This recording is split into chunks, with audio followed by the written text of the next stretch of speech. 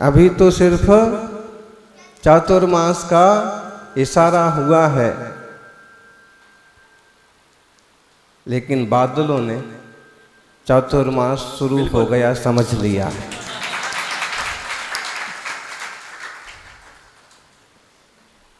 बादलों ने ऐसे समझ लिया कि जैसे चातुर्मास शुरू हो गया।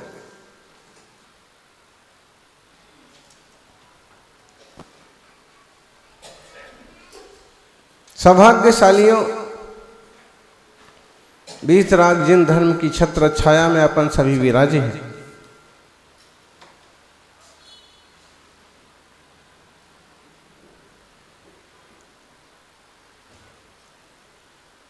राजर्षि अमोघ वर्ष मुनिराज की कृति प्रश्नोत्तर रत्न मालिका का स्वाध्याय और पारायण कर रहे हैं।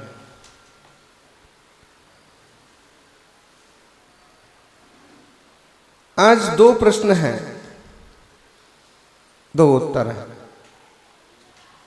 काहर्निश मनु चिंत्या संसारा सारता न चा प्रमदा,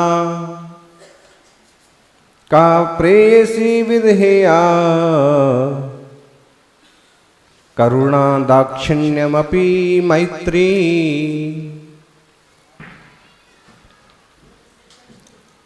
लगातार किस चीज का चिंतन करना चाहिए? अहर निश्चिंत्या। अहर का मतलब होता है दिन और निशि का मतलब होता है रात्रि। दिन और रात किस चीज का चिंतन करना चाहिए? उत्तर एकदम छोटा सा है, संसारा सारता। संसार की असारता का चिंतन करो। नचा प्रमदा, और जिस चीज का खतरा है उस चीज को उन्होंने खुद लिखा कि प्रमदा का चिंतन मत करो, स्त्री का चिंतन मत करो, जो कि मुनिराज हैं और उन्होंने पुरुषों के लिए इसमें मुख्य रूप से संबोधित किया। संसार की असारता का विचार करो। संसार की असारता दुखों की है अपारता। उलझ गए तो कुछ नहीं, सुलझ गए तो शाश्वता। न संसार आज का है और ना हम आज के। काल के जितने समय बीते हैं तब से यह जीवात्मा संसार में है और इसे कहा जाता है अनादि काल से। जिसका कोई आदि नहीं है उसे कहते अनादि। और इस पर लोगों के प्रश्न होते हैं कि ऐसा कैसे हो सकता है? कभी तो शुरुआत हुई होगी, हमारे आत्मा की, जीव की कभी रचना हुई होगी। और इसलिए कुछ लोग ऐसा मान लेते हैं कि नहीं, किसी ने हमें बनाया है और 5 भूतों के मिलने से आत्मा बन गया। लेकिन पंचभूत से मिलकर यदि आत्मा बन गया तो 5 भूत तो मरने के बाद भी रहते हैं। पंचभूत जानते हैं आप लोग? वैदिकों की मान्यता है कि पृथ्वी जल गगन समीरा पंचभूतते, पृथ्वी नभ जल गगन समीरा। पृथ्वी, धरती, मिट्टी, पानी, वायु, आकाश, अग्नि, इन सबों से मिलकर के बना है शरीर। ये बात तो ठीक है, इन सब से मिलके शरीर बना है। इसके साथ एक मान्यता और जुड़ी है उनकी कि शरीर बना है नहीं, इसी के कारण से इसमें आत्मा की रचना भी हो गई। फिर जैनाचार्य बहुत बड़े बड़े न्याय के आचार्य हुए हैं। आज की न्यायाधीश तो क्या उस स्तर पर न्याय समझेंगे कि कहेंगे कि, लेकिन तो आचार्य कहते हैं, अष्टसहस्त्री की रचनाकार अकलंक देव,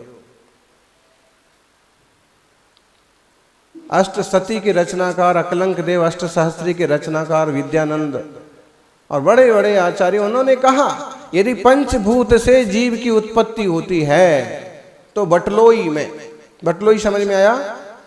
नहीं आया? बटलोई कौन जानता है? पहले ज़माने में जिसमें दाल पकाई जाती थी वो बटलोई कहलाती थी। अब क्या आ गया? Cooker, cooker. तो वहां बटलोई है क्योंकि पुरानी पद्धति। तो बटलोई में या कुकर में बोले अग्नि भी है, पानी भी है, वायु भी पैदा हो गई है, खाली स्थान आकाश भी है, दाल आदि जो है वो पृथ्वी का एक रूप है, ये सारी चीज है, तो उसमें क्यों जीव पैदा नहीं हो जाता? इसका मतलब है कि इन 5 चीजों से जीव नहीं बना। जीव स्वतंत्र चैतन्य भगवान आत्मा है। जीव स्वतंत्र द्रव्य है। काहर निस मनुचिंत्या, आहर निस किस चीज का त्याग विचार करो? संसार की असारता का। कितनी तेजी से सब कुछ बदलता है। अच्छे अच्छे आतंकियों का अंत हो जाता है, अतीत का भी अतीत हो जाता है। कितने राजे और महाराजे आए, आकर चले गए। हे चेतन तू ये तो बता कि तू करता है किसके लिए, तू कह के लिए जोड़ता है। अगर संसार की असारता का विचार करें तो वृत्तियों में सुधार आप वहां पा जाता है, शांति आती है। जिन्होंने इस चीज का विचार नहीं किया वो पाप करते हैं, नुकसान करते हैं, हत्या करते हैं, आत्महत्या करते हैं, चोरी चपाटी करते हैं।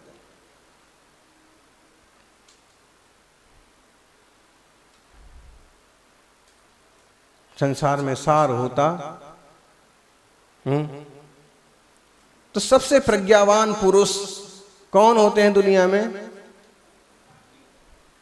बोलो ज्ञानी युवाओं, सबसे ज्यादा बुद्धिमान, सबसे ज्यादा प्रज्ञावान दुनिया में कौन हुए हैं, कौन होते हैं? इतना सबको पता होगा कि तीर्थंकर भगवान का जब जन्म होता है तो जन्म से ही शिशु वैसे ही उनको 3 ज्ञान होते हैं। 3 ज्ञान कौन से? आपको कितने ज्ञान है? आपको कितने ज्ञान है? एक भी ज्ञान नहीं। वो मना कर रहे हैं। आप क्यों मना कर रहे हैं? और कोई मना तो नहीं कर रहा। आपको कितने ज्ञान है? 2। कौन कौन से?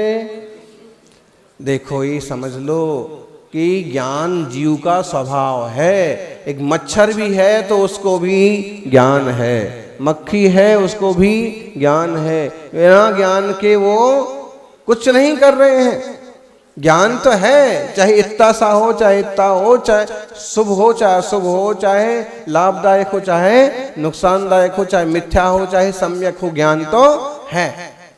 ज्ञान स्वभाव है प्रत्येक जीव का। लेकिन यही तो मिथ्यात्व है कि ज्ञान स्वभाव होने के बाद भी ज्ञान स्वभाव की पकड़ नहीं है। यह ज्ञान स्वभाव, ये ज्ञायक मैं हूं, यही नहीं होना ही तो संसार वृद्धि का कारण है। तो ज्ञान तो है हम सबके पास, हम सब ज्ञानी हैं। इसलिए तो रोज आपको 10 बार कहते हैं प्रवचन में, क्या कहते हैं? ज्ञानियों, हे ज्ञानी, भो ज्ञानी, भो ज्ञानी, बाहर बरस रहा है पानी और भीतर बरस रही है जनवानी। ऐसा सुबह सुबह आज निहार शुद्धि के लिए गए, टाइम तो टाइम है। जैसे ही 6-5 पर बाहर निकले तो यहाँ गेट तक तो कुछ नहीं, हल्की सी 2-4 बूंदें आई होंगी। लेकिन जैसे ही बाहर निकले कि बादलों ने याद करा दिया कि चतुर्मास काहे को बोल दिया इतने पहले से। तो सबका अभिषेक हो गया जम के। स्नान मूल गुण मुनिराज पालते हैं, लेकिन उनके स्नान मूल गुण को कोई और तो नहीं तोड़ पाते हैं। लेकिन बादलों को कभी मौका मिलता है तो वो स्नान जरूर करा देते हैं। अक्सर कर मुनिराज बरसते पानी में नहीं निकलेंगे बाहर। जैसे मूसलाधार आ रही है तो चलो, तो नहीं जाएंगे। किसी भी तरह से, चाहे शारीरिक स्वास्थ्य की दृष्टि से या कोई कहे पानी बरस रहा है ठंडा ठंडा, नहीं, पानी बरस रहा है तो बरसते पानी में बाहर कदम नहीं रखेंगे। हल्की सी बूंदाबांदी है, 2-4 बूंदे हैं तो मार्जन करके भले निकल जाएं, लेकिन बारिश पर्याप्त आ रही है तो बारिश बरसते पानी में नहीं जाएंगे। और ऐसे ही बरसते पानी में वो कहीं विश्राम के लिए भी नहीं चले जाएंगे।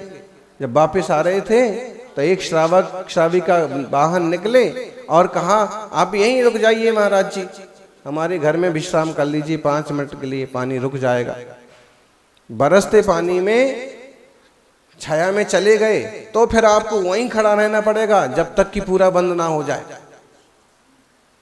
नहीं तो फिर से गीला होना था तो क्यों गए अंदर, दो डबल दोष हो जाएगा ना। इसमें बहुत है, मतलब सूक्ष्म विज्ञान है कि शरीर आपका गर्म है, पानी आ रहा ठंडा, और उस ठंडे पानी या जैसा भी पानी बरस रहा उसमें एक तरह की जीव राशि संभव है, क्योंकि बरसते पानी में उनमें आपस में टकराहट होती है, हवा की टकराहट होती है, तो कम संभावना है, लेकिन फिर भी है उदक का एक जल का एक की संभावना है। ऐसे ही जमीन पर जब गिरते हैं तो उसमें संभावना टकराने के कारण से कम हो जाती है जल का एक की, लेकिन फिर भी संभावना है। इसलिए गीली मिट्टी पर या भरी हुए पानी में नहीं चलते हैं। लोग बड़े भोले होते हैं, पानी है तो बोले इसमें पत्थर रख दो, अब तो उन्हें पत्थर रख दिया, पत्थर के कारण से और बाधित नहीं हुए क्या जीव? विचार करने की बात है।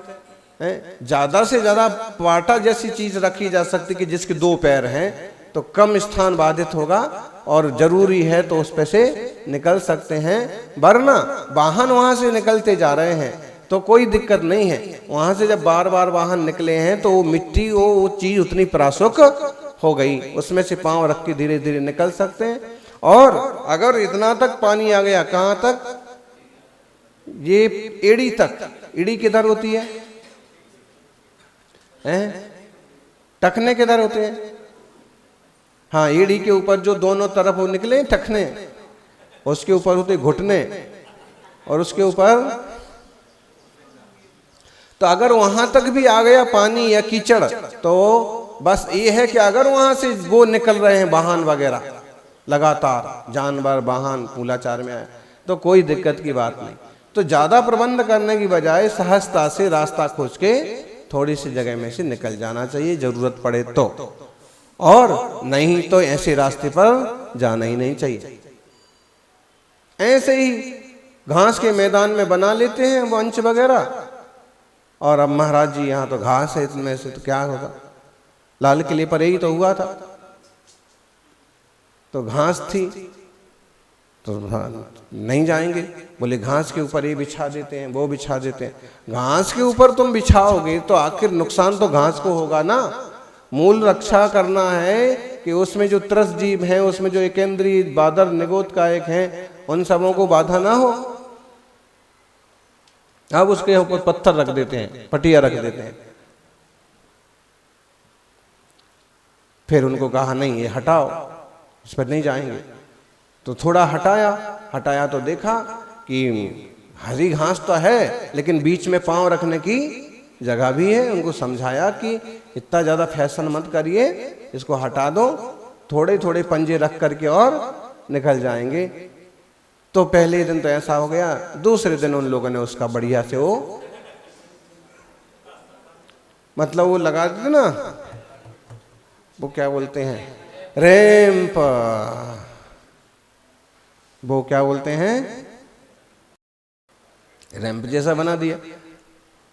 तो इसमें क्या हुआ कि जगह जगह पांव रख गए होंगे उसके, और कोई खास बात नहीं। तो विवेक होता है श्रावकों का।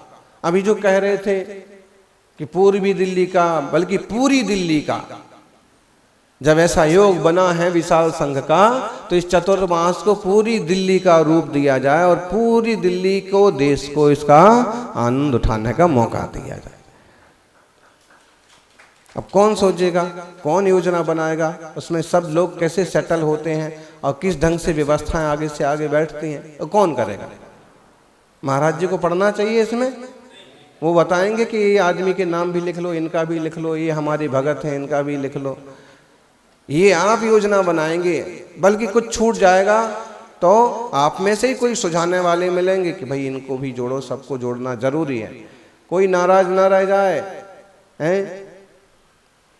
सबको धर्म का लाभ मिलना चाहिए। अक्सर कर कुछ लोग ऐसे होते हैं कि धर्म ध्यान के मामले में भी नाराज हो जाते हैं। हमको नहीं बुलाया, हम क्यों जाएंगे, हमारा नाम नहीं आया, हम क्यों जाएंगे। अरे भाई, अमृत की बरसात हो रही है, उसके लिए निमंत्रण की क्या जरूरत है। फिर भी अगर मान लीजिए कि ऐसी चीज पैदा ना हो तो योजना बना लें, श्रावक ज्यादा से ज्यादा लोगों को जोड़ लें, लिस्ट बना दें, तुम्हारी भी जय जय, हमारी भी जय जय, धर्म दाप जरूर लो। तो योजना बनाई जाती है, सीखे जाते हैं, काम किए जाते हैं, रास्ते निकाले जाते हैं। मुनि महाराज आके खड़े हो गए कि यहां से हम नहीं निकल सकते, अब बाजू में आके आप भी खड़े हो गए हैं, यहाँ घास है, यहाँ पानी है, तो हम नहीं निकल सकते।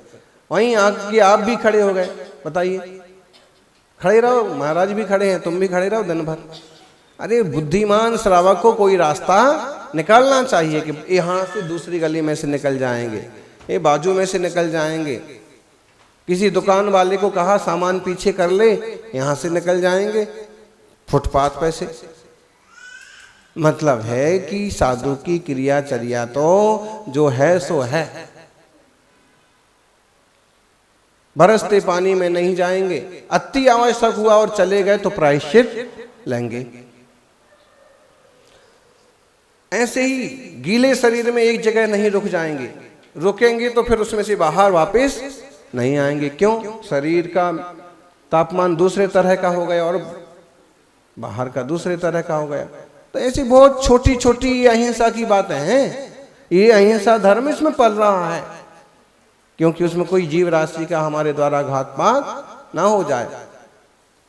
सौभाग्यशाली हो ऐसी जहां सूक्ष्म अहिंसा का पालन किया जाता है। श्रावक खुद कुएं से पानी भरते हैं, छान के बिलछावनी वाला। अब कुछ लोगों को ऐसे लग गया, महाराज जी तो क्या है, कौन पालन करवाएगा इनके कुएं के पानी की चर्या। अब इनको कुएं का पानी चाहिए था तो कहे को आए दिल्ली, ऐसे कुछ भी कर सकते हैं। ऐसा कौन 3 दिन की शुद्धि पालता है। यहाँ तो छोटा सा परिवार रहते, पति पत्नी, तो कौन पालता है।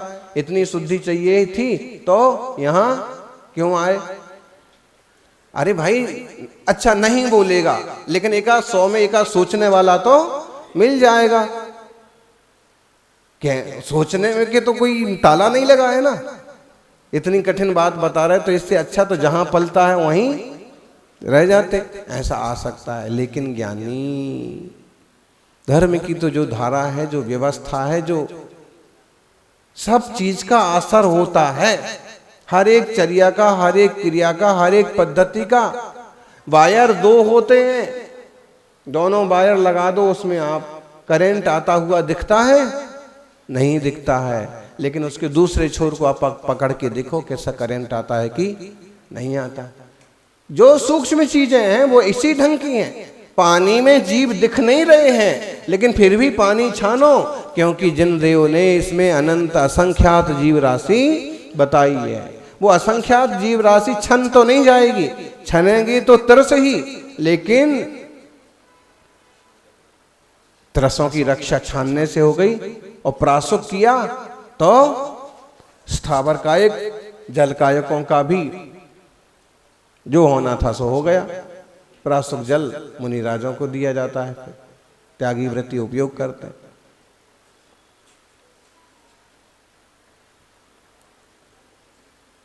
तो एक इंद्रिय आदि की रक्षा के लिए भी गीजर का उपयोग कर लिया, सीधा गीजर में लगा देते हो पानी छाना। क्या कौन बोले, क्या विचार करते, कहाँ इसमें जीव दिख रहा है, कौन जीव मरा। सब चीजें आंखों से दिखती हैं। बिजली का करंट आंखों से दिखता है? नहीं दिखता। बोल रहे हैं, आंखों से दिख रहा है? नहीं दिख रहा। आवाज आगे आगे माइक से चली जा रही है, माइक पकड़ता है, आप पकड़ सकते हो। इस सब चीज का एक सिस्टम होता है। तो अपन इस बात को ध्यान दें कि हीटर, कूलर अब बोले अभी 2 दिन पहले कितनी जोरदार गर्मी हो गई है, कुछ तो यूं गर्मी, दूसरा लोगों ने अपने एक एक घर में 10-10 एसी लगा रखे और उसमें से जो गर्म हवा निकलती है ना, हाँ कभी इतनी गर्म हवा निकलती है आप चाहो तो उस पर पानी गर्म कर लो, रोटी सिक जाए उसके पास रख दो तो तभी गर्मी बढ़ाने का काम कौन कर रहा है? इतने एसी की क्या जरूरत है? अब इतना ठंडा मौसम है पंखे चल रहे हैं, पंखे की क्या जरूरत है? महाराज जी तो ऐसे ही बोलते हैं। लेकिन एक बात समझो, जितना ज्यादा से ज्यादा करुणा, जितना ज्यादा से ज्यादा दया का पालन हो करना। यहाँ इतना ऐसा ही पूछा है, काहारनिस मनुचिंत्या, संसार की असारता का विचार करो। मन कभी डिस्टर्ब करता है, गड़बड़ होता है तो असारता का विचार करो कि कुछ गलती नहीं करना है, गड़बड़ नहीं करना है, सारी चीजें बदल जाएंगी। थोड़े से धन दौलत के लिए परिवार में कटुता नहीं बढ़ाना है, ना ये अमर रहने वाले हैं और ना का प्रेसी विधेया करुणा दाक्षिण्यमपि मैत्री। करुणा, चतुराई और मित्रता, हमेशा इनसे प्रेम करो, इन गुणों को बढ़ाओ। आपको मालूम है शुभचंद्र भर्तृहरि का जो प्रसंग है बचपन का, वो ऐसा है, एक सम्राट थे सिंह और उनके कोई बेटा नहीं था।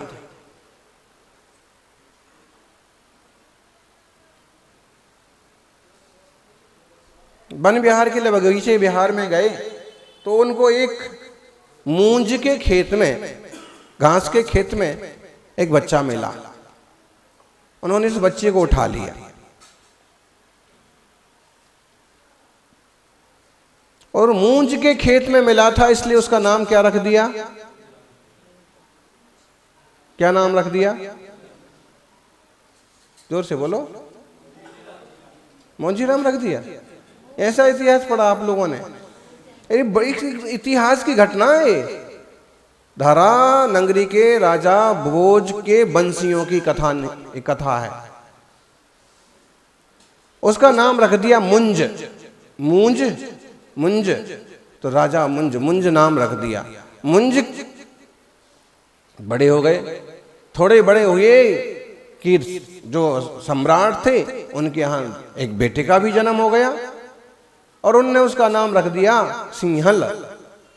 सिंहल अपने नाम से और शक्तिशाली होने से उसका नाम रख दिया सिंहल। सिंहल का जन्म होते ही बड़े, और मुंज को अब एक भाई आया है तो अच्छा तो लगता, लेकिन ये हमेशा खटकता रहता कि मैं खेत में मिला हुआ हूं, इनका असली बेटा नहीं हूं। फिर भी जब राज्याभिषेक की बात आई तो मुंज का राज्याभिषेक हुआ।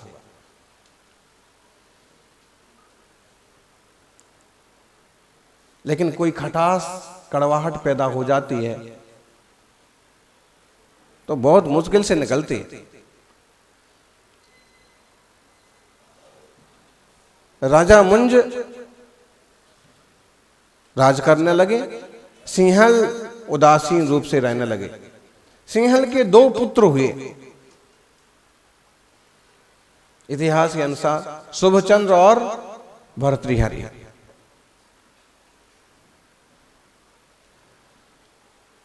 और वो किशोर बड़े होने लगे।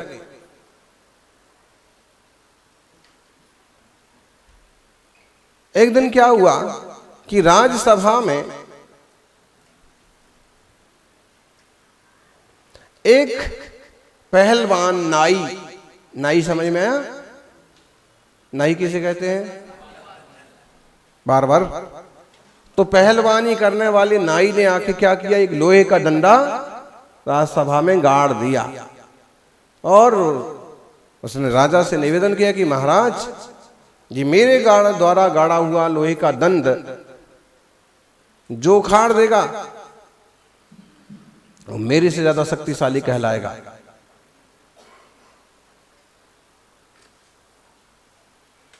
कितनी ताकत होगी उसमें कि उसने दंड गाड़ा और कोई भी सभासद, कोई सिपाही, कोई उसको उखाड़ नहीं पाया, उसका जमीन में गाड़ा हुआ दंड। कहते हैं राजा मुंज ने भी कहा कि नाइयों में कोई इतनी ताकत होती है? तो उसने कहा महाराज आप भी उखाड़ के देख लो। कहते हैं राजा मुंज उठ के खड़े हों, इतने में स्वचंद्र भर्तृहरि का वहां से आना हुआ। उन्होंने कहा ताऊ जी आप क्यों इस नाई की बातों में आते हैं? ये आपके लायक काम थोड़ी है। आप तो हम बच्चों को कहो, हम लोग इसको उखाड़ देंगे।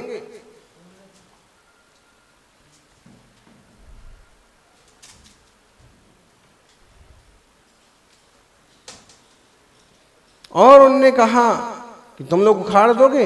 हाँ बिल्कुल उखाड़ देंगे, कौन सी बड़ी बात है, तुम बच्चे हो, तुम लोग जाओ खेलो, तुम्हारा काम नहीं है। उन्होंने कहा कि महाराज शेर के बच्चे शेर ही होते हैं, धर्मात्माओं श्रावक के बच्चे श्रावक ही होते हैं, धर्मात्मा के बेटे धर्मात्मा होते हैं। महाराज शेर के बच्चे, मुंज को थोड़ा सा किरकिरा लगा, फिर भी उन्होंने कहा अच्छा ठीक है उखाड़ सकते हो। उन्होंने कहा कि हाथ से उखाड़ने की बात छोड़िए, हम इसे बिना हाथ लगाए उखाड़ देंगे। और कौतूहल हुआ कैसे? उन्होंने कहा उखाड़ के बताएं। और उनने उस दंड में अपनी जो चोटी थी, चोटी रखने का फैशन था, रखा करते थे, उसमें अपनी चोटी फंसाई और दंड को अपनी चोटी से उखाड़ के, लोहे के दंड को। और जैसे उनकी ऐसी अफाट शक्ति देखी उन लड़कों की, तो मुंज को मन में आ गया कि अगर ये लोग रहेंगे, दोनों रहेंगे, तो हमारा राज हमारे कंट्रोल में नहीं रहेगा। ये तो इतने शक्तिशाली, कभी भी इतने चतुर और शक्तिशाली। और उसने कूटनीति से इनको मरवाने की कोशिश की।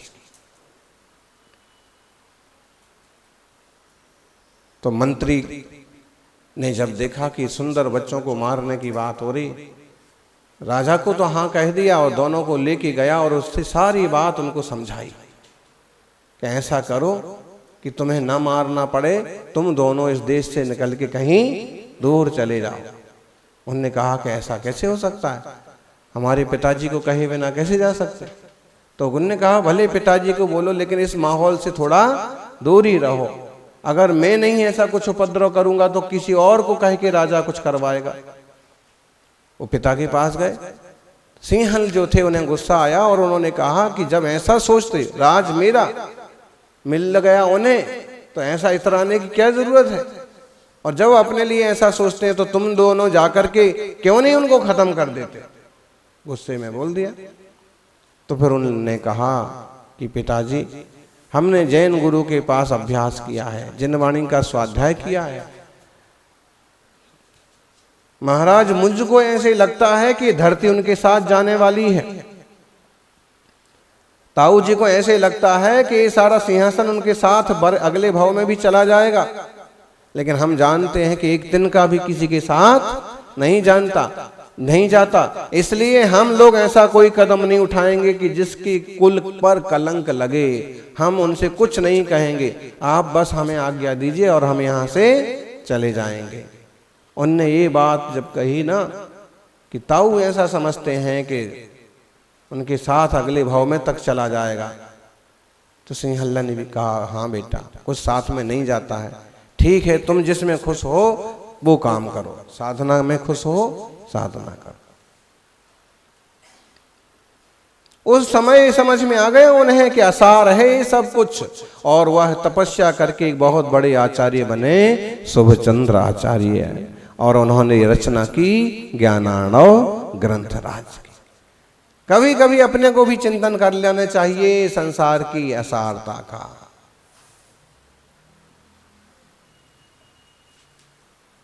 अच्छे अच्छे लोगों के साथ क्या क्या घटना नहीं बन जाती।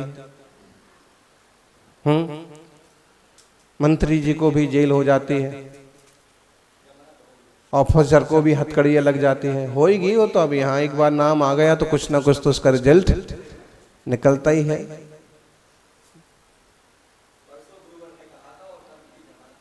ये है सत्येंद्र जैन के बारे में, हकीकत है ये जो हुई थी।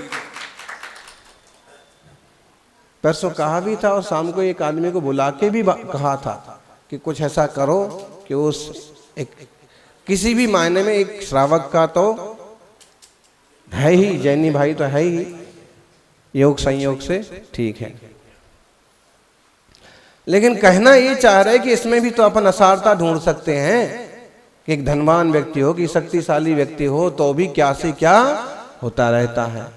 आप कहो कि सिर्फ असारता ढूंढे, सिर्फ असारता मत ढूंढो, अपने सार को समझो, अपने धर्म ध्यान को समझो, और जो भगवान चैतन्य स्वभावी सिद्ध हैं उसके जैसी अपनी शक्ति सामर्थ्य को भी समझो। और हमेशा करुणा, दाक्षिण्य, मैत्री भाव की भावना भाओ। स्त्रियों के चिंतन में मत समय बर्बाद करो, क्योंकि किसी के चिंतन करने से कोई चीजें आपकी नहीं हो जाएंगी, और हो भी जाएंगी तो आफत गले पड़ जाएगी। लोग जितना खोटा खोटा विचार करते हैं, ये भी सुंदर है, ये भी सुंदर है, ये भी सुंदर है, ये भी सुंदर है, और सारे के सारे सुंदर जिनके बारे में तुमने कल्पना की ये भी मिल जाए, ये भी मिल जाए, और सब की सब मिल जाए तो क्या होगा? क्या होगा? कितने क्लेश पैदा हो जाएंगे, कभी इस ढंग से भी तो सोचें। मन का हाल तो उस कुत्ते की भांति होता है। कौन सा? हर एक गाड़ी के पीछे दौड़ता है, हर एक गाड़ी के पीछे दौड़ता है, हर एक को भौंकता है, हर एक के पीछे दौड़ता है, हर एक को पकड़ने की कोशिश करता है। लेकिन कोई गाड़ी को अगर ये कुत्ता पकड़ ले मुंह से तो करेगा क्या? नहीं गाड़ी चला सकता है, ना गाड़ी में बैठ सकता है, ना गाड़ी का कुछ उपयोग कर सकता है, करेगा क्या? तो काहे को दौड़ता फिरता है? वो यह हाल मनुष्य का या मन का है। हर एक चीज को चाहिए, ये चाहिए, ये सुंदर, ये सही, ये सही, और अगर ये सारी चीजें मिल भी जाएं तो करेगा क्या? और क्लेश। इसलिए इस बात पर ध्यान दें, जो प्राप्त है पर्याप्त है। एक सारा का अच्छा जीवन चलता रहे उतनी कोशिश करना, बाकी दुनिया में कुछ साथ नहीं जाता। असारता को समझेंगे तो पारता को पाएंगे। संघ में बहुत मुनिराजों ने समाधि साधी, और एक मुनिराज के परिजन उपस्थित हैं आज, सुज्ञेय सागर जी। मुंबई में बड़ा अच्छा काम करते थे, लेकिन फिर भी धर्म को समझा, संसार की असारता को समझा, तप त्याग के सार को समझा, तो उन्होंने मुनि दीक्षा स्वीकार की और कठिन तपस्या करते थे। बड़े उपास, लंबे उपास की साधना करते थे। और अभी इस चतुर्मास में उनकी सिंह निष्क्रीडित व्रत की साधना चल रही थी, और सिंह निष्क्रीडित व्रत की साधना के बीच में ही क्या हुआ? सम्मित शिखर का प्रकरण आ गया, और उसी बीच में वो चढ़ते क्रम में ही समझ लीजिए कि तपस्या करते करते और खूब चीर्ण शरीरी हो गए, और उन्होंने असार देह का त्याग किया और सार रूप तपस्या की, संयम की रक्षा करते हुए उत्तम समाधि मरण।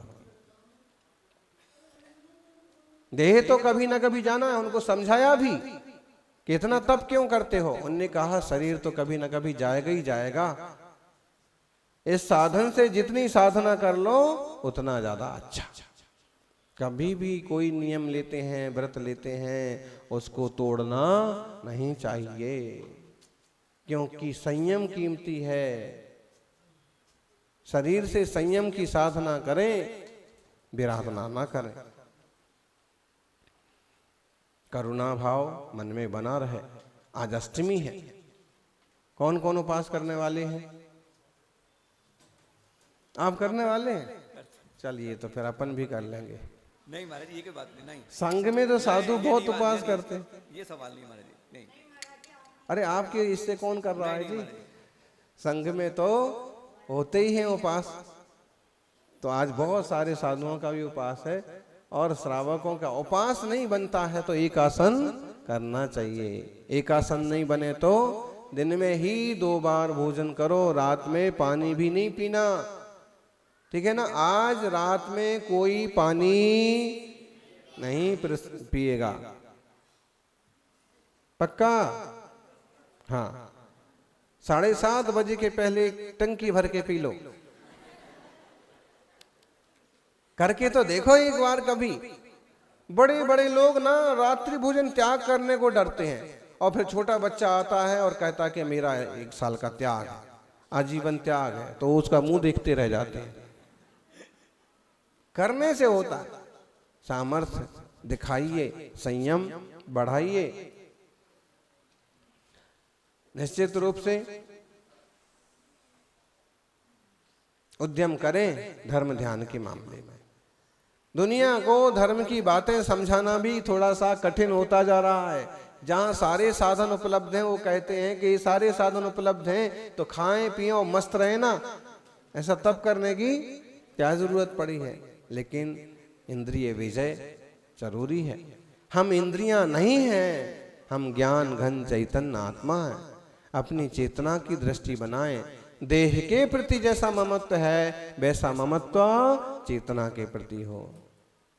ज्ञान में विक्षेप पैदा ना हो, मलिनता पैदा ना हो, इस तरह का प्रयास जरूर करना।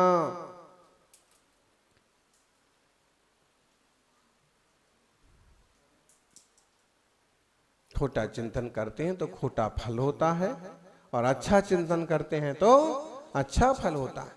इसलिए अपने उपयोग को, अपनी चिंतन की धारा को गलत लाइन पर मत लेके जाइए, क्योंकि जैसा सोचते हैं लगभग वैसा हो जाता है।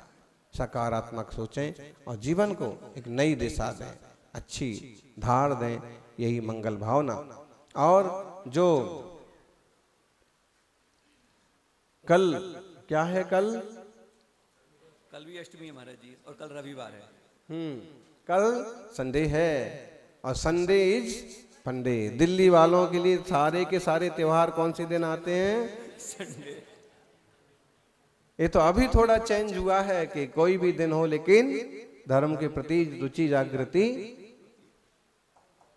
तो आरती भी हो सकती है और कल्याण मंदिर की विधान की दीपार्चना, कल्याण मंदिर विधान की दीपार्चना या फिर भक्तामर दीपार्चन, ऐसे भी आरती के तुरंत बाद आरती तो ठीक है। हाँ ठीक है। तो सभी लोग करिए, जिससे जितना बन जाए उतना करिए। उपास बने तो उपास, एकासन बने तो एकासन, नहीं तो 2 बार, 2 बार नहीं तो फिर हाँ, लेकिन बाजार में नहीं खाना। और रात्रि में आज कोशिश करना पानी का त्याग रहेगा। जय बोलिए 24 तीर्थंकर भगवान की।